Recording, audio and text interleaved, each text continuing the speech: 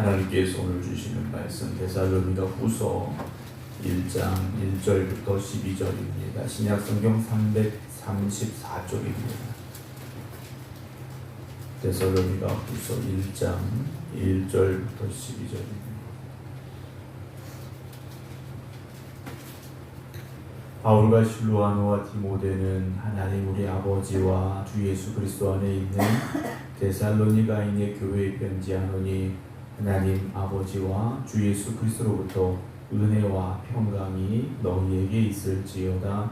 형제들아, 우리가 너희를 위하여 항상 하나님께 감사할지니 이것이 당연함은 너희의 믿음이 더욱 자라고 너희가 다 각기 서로 사랑함이 풍성함이니 그러므로 너희가 견디고 있는 모든 박해와 혼란 중에서 너희 인내와 믿음으로 말미암아 하나님의 여러 교회에서 우리가 친히 자랑하노라. 이는 하나님의 공의로운 심판의 표요 너희로 하여금 하나님의 나라에 합당한 자로 여김을 받게 하려 함이니 그 나라를 위하여 너희가 또한 고난을 받느니라. 너희로 환난을 받게 하는 자들에게는 환난으로 갚으시고 환난을 받는 너희에게는 우리와 함께 안식으로 갚으시는 것이 하나님의 공의시니 주 예수께서 자기의 능력의 천사들과 함께 하늘로부터 불꽃 가운데 나타나실 때 하나님을 모르는 자들과 우리 주 예수의 복음에 복종하지 않는 자들에게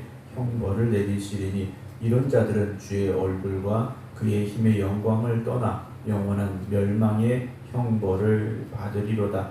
그 날에 그가 강림하사 그의 성도들에게서 영광을 받으시고 모든 믿는 자들에게서 놀랍게 여김을 얻으시리니 이는 우리의 증거가 너희에게 믿어졌음이라. 이러므로 우리도 항상 너희를 위하여 기도함은 우리 하나님이 너희를 그 부르심에 합당한 자로 여기시고 모든 선을 기뻐함과 믿음의 역사를 능력으로 이루게 하시고 우리 하나님과 주 예수 그리스도의 은혜대로 우리 주 예수의 이름이 너희 가운데서 영광을 받으시고 너희도 그 안에서 영광을 받게 하려 함이라. 아멘. 오늘도 주 앞에 나와 믿음으로 기도하며 간구하는 여러분들의 기도에 하나님 응답하시고 역사하시길 주의 이름으로 축원합니다. 데살로니가 전서의 말씀을 마쳤고요. 오늘 데살로니가 후서의 말씀을 시작하게 되는데 쓴 사람은 역시 바울이고 편지를 받는 이들 역시 데살로니가 교회 성도들입니다.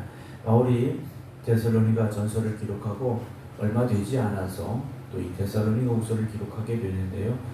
정확한 시점은 우리가 알 수는 없습니다만 데살로니가 전서를 보내고 첫 번째 편지를 보내고 이 두 번째 편지는 적어도 6개월 정도 지났을 때라고 보시면 될 것 같습니다. 6개월에서 1년 안쪽 정도 되는 그런 시점이라고 보시면 되는데요.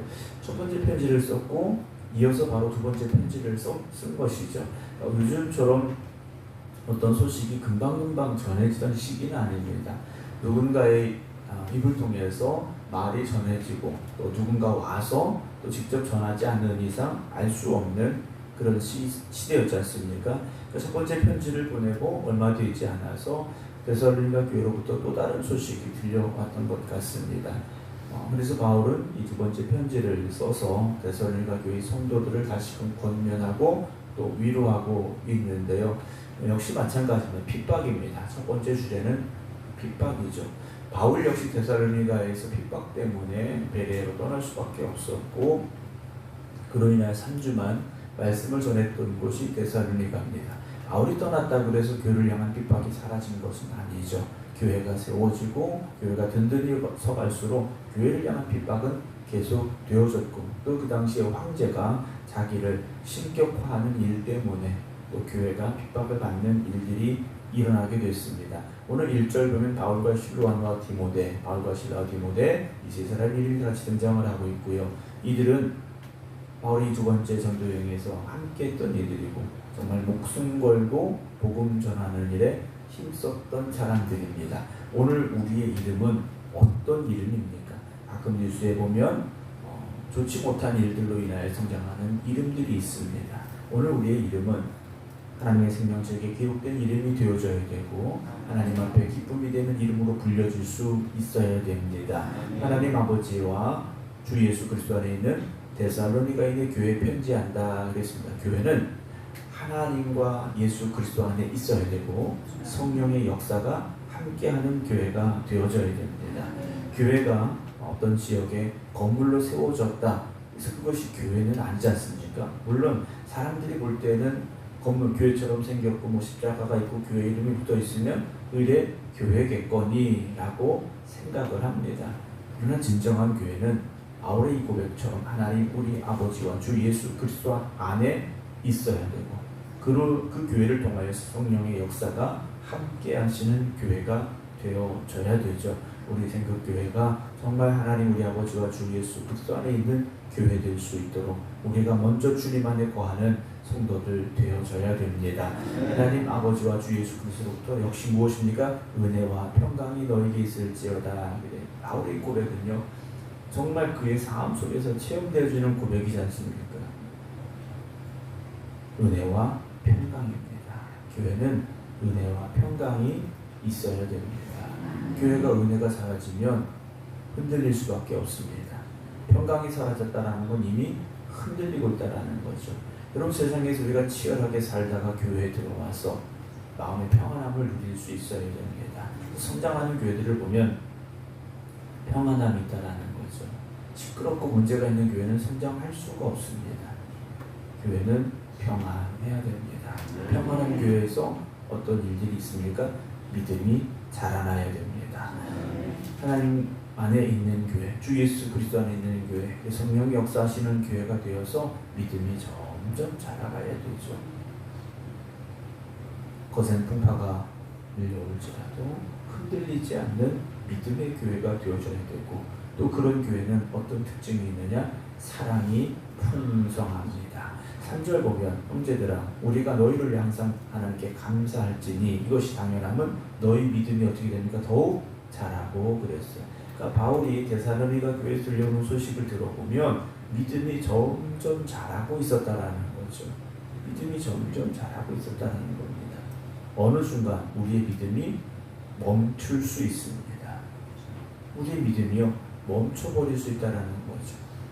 근데 우리는 착각하고 있다는 겁니다. 여전히 내 믿음은 성장하고 있어. 왜냐 어제도 교회였고 오늘도 교회 왔으니까.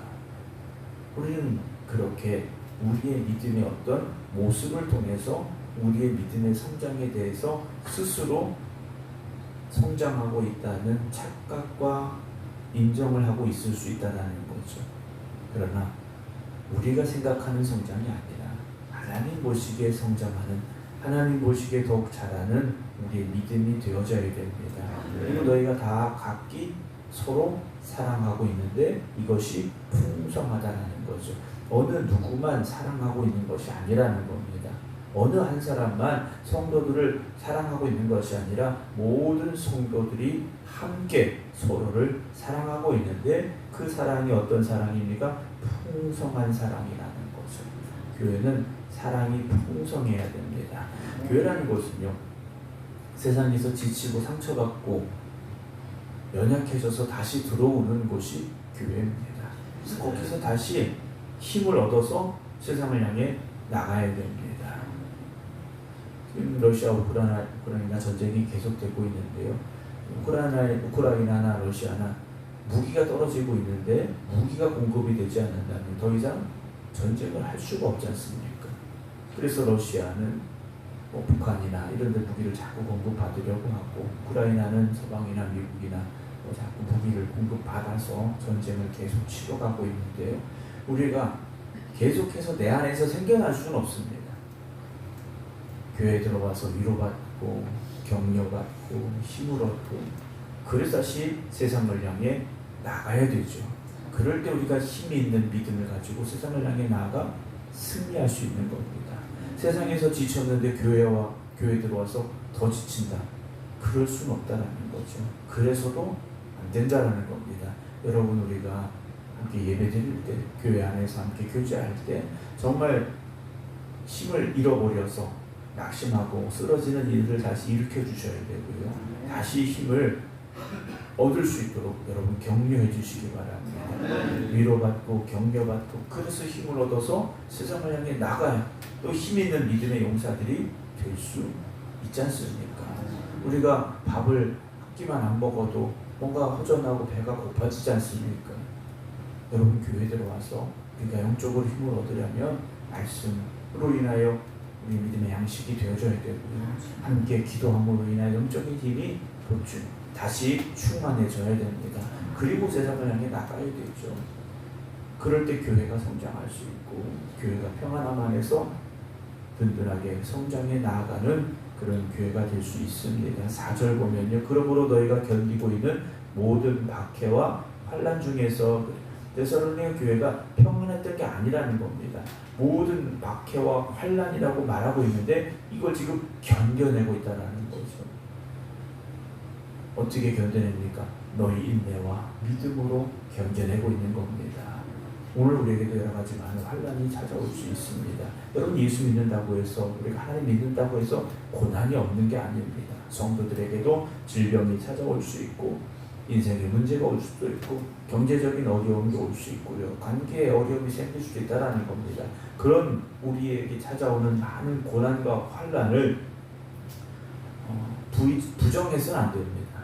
그걸 인정하지 않으려고 몸부림치는 것이 아니라 일단은 받아들이는 거죠. 그래, 나에게 문제가 왔구나, 어려움이 왔구나, 고난이 왔구나, 질병이 왔구나 인정하셔야 됩니다. 그러나 이 모든 것의 해결자가 되시고 이 모든 것들을 위로하시고 치료하시는 하나님을 바라보는 믿음이 있어야 되죠.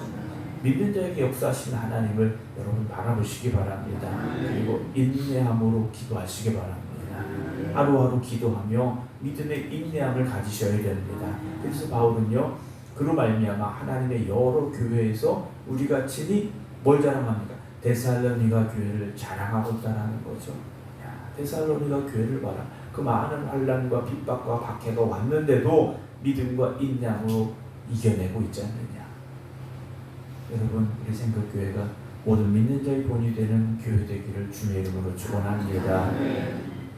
5절 보면 이는 하나님의 공의로운 심판의 표에 너희로 하여금 하나님의 나라에 합당한 자로 여김받게 하려 함이니 그 나라를 위하여 너희가 또한 고난을 받는다. 우리가 뭘 잘못해서 고난받는 사람이 되지 말고 하나님의 나라와 하나님의 뜻을 이루어 가다가 하나님의 영광을 위해 삶으로 인하여 고난받는 사람이 되어지는 것, 그것은 우리의 자랑이죠. 그럼 내가 뭘 잘못해서 고난받으면 이건 부끄러운 일이지 않습니까? 너희로 환난을 받게 하는 자들에게는 환난으로 갚으시고, 누가 갚아주십니까? 하나님이 갚아주십니다. 환난을 받는 너희에게는 우리와 함께 안식으로 갚으시는 것이 하나님의 공의시다라고 되어 있죠. 하나님은 공의의 하나님이십니다.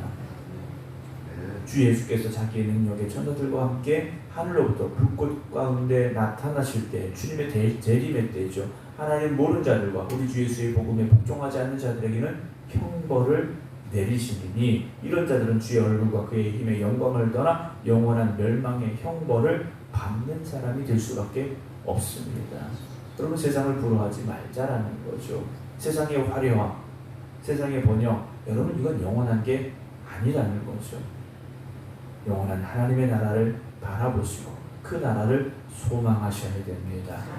10절 그날에 그가 강림하사 그의 성도들에게서 영광을 받으시고 모든 믿는 자들에게서 놀랍게 여김 받으시니 이는 우리의 증거가 너희에게 믿어졌습니다. 바울은요, 주님의 다시 오심에 대해서 선포했고요. 데살로니가 성도들은 주님의 다시 오심에 대한 확신이 있었고 그 확신을 가지고 믿음의 인내함이 있었다라는 거죠. 우리가 왜 흔들립니까? 주님이 다시 오심에 대한 확신이 없기 때문이라는 것이고 주님이 공의로우신 분이라는 것에 대한 우리의 믿음의 고백이 없기 때문이라는 거죠. 11절에 이러므로 우리도 항상 너를 위하여 기도함은 바울이 그냥 뭐 잘해라 끝난 게 아니라는 거죠. 바울이 데살로니가 교회를 위해서 끊임없이 기도했다는 겁니다. 여러분들이 누군가를 위하여 하는 기도 결코 헛되지 않습니다. 데살로니가 교회 성도들이 자기들이 열심을 내서 자기들이 열심히 말씀을 붙잡아서 물론 그것도 이유가 될 수 있겠습니다만 누군가의 기도가 있었기 때문이라는 거죠. 여러분, 오늘 우리가 믿음으로 살아가는 건 내가 잘나서가 아니라 누군가 나를 위해 기도하고 있기 때문입니다. 오늘 새벽에 여러분들의 기도가 물론 여러분들 자신을 위한 기도, 여러분들 가정을 위한 기도도 있어야 됩니다. 그러나 누군가를 위한 기도가 여러분 있어야 됩니다. 그 기도가 그 누군가를 다시 일으켜 세우는 기도가 될 것이고, 누군가를 회복시키는 기도가 될 것이고, 누군가의 믿음이 아름답게 성장하는 기도가 될 줄로 믿으시기 바랍니다. 하나님이 너희를 그 부르심에 합당한 자로 여기시고 모든 선을 기뻐함과 믿음의 역사를 능력으로 이루게 하신다 그랬죠. 하나님이 이루어 주십니다. 기도는 하나님이 이루어 주시는 겁니다. 하나님이 들으시고 역사하시는 겁니다. 마지막 12절, 우리 하나님과 주 예수 그리스도의 은혜대로 우리 주 예수의 이름이 너희 가운데 영광을 받으시고 너희도 그 안에서 영광을 받게 하려 합니다 라고 오늘 1장의 말씀을 우리 맞춰가고 있습니다.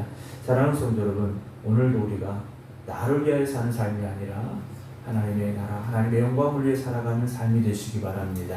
예수와 복음을 위해 살아가는 여러분들이 되시기 바랍니다. 그러면 고난이 와도 환난이 와도 핍박이 와도 이겨낼 수 있습니다. 그리고 우리 모든 성도들이 서로를 위로하고 격려하고 사랑해 주어야 됩니다. 그럴 때 교회가 든든히 서갈 수 있고 하나님 앞에 기쁨이 되는 교회가 되어집니다. 어떤 환난 가운데도 믿음의 인내함을 잃지 마시고 오늘도 기도함으로 승리하는 우리 모두가 되기를 주님의 이름으로 축원합니다. 기도하겠습니다.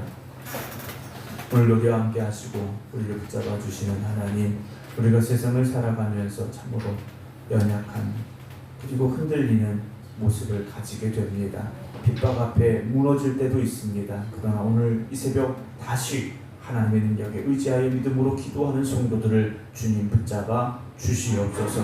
하나님의 은혜가 충만한 삶이 되게 하시고 성령의 역사심이 임하는 성도들 되게 하여 주시옵소서. 오늘도 기도합니다. 우리의 기도가 헛되지 않음을 믿음으로 고백하며 하나님 앞에 간절히 간구하여 기도드리오니 하나님 응답하여 주시옵소서. 하나님 역사하여 주시옵소서. 우리 생각교회가 믿음 안에 든든히 성장하여 가는 교회 되게 하여 주시옵시고 우리 모든 성도들이 한 마음이 되어 서로를 위로하고 격려함으로 붙잡아주고 이끌어주고 그리하여 모든 성도들의 믿음이 아름답게 성장하는 교회 되게 하여 주시옵소서. 이제는 우리 주 예수 그리스도의 은혜와 아버지 하나님의 무한하신 사랑하심과 성령님의 감동 감화 교통하심이 오늘도 믿음으로 기도드리는 모든 성도들 위해 이제부터 영원토록 함께 하시기를 간절히 축원하옵나이다. 아멘.